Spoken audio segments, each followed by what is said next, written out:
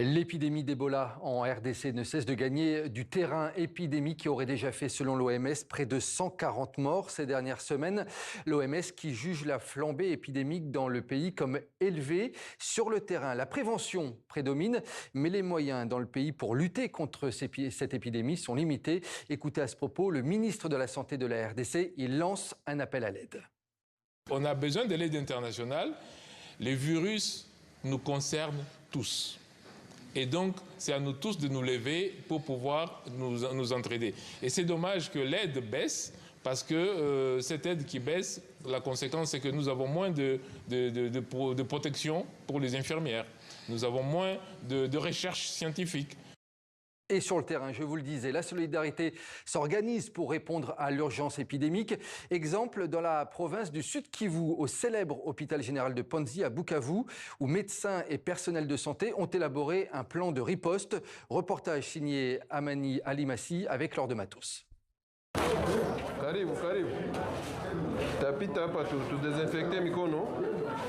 Le célèbre hôpital général de référence de Panzi est sur le front de la lutte contre Ebola.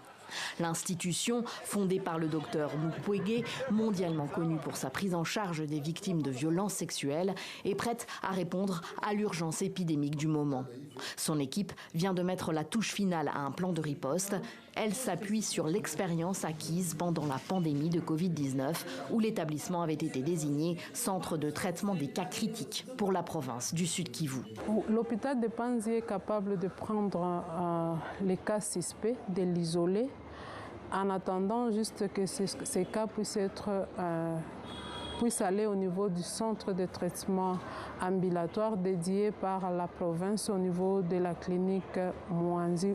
Recevoir les cas suspects, les isoler dans une zone dédiée de l'hôpital et réaliser les prélèvements nécessaires. Les équipes de Panzi sont en mesure d'aller jusque-là, mais il leur manque encore quelques équipements. On doit envoyer ces échantillons sous triple emballage.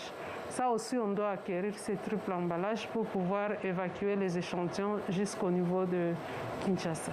Car impossible de réaliser les tests ici, à Bukavu. Les échantillons sont envoyés à Kinshasa, la capitale du pays, par avion via Bunia, la capitale provinciale de l'Ituri, au nord des deux Kivu.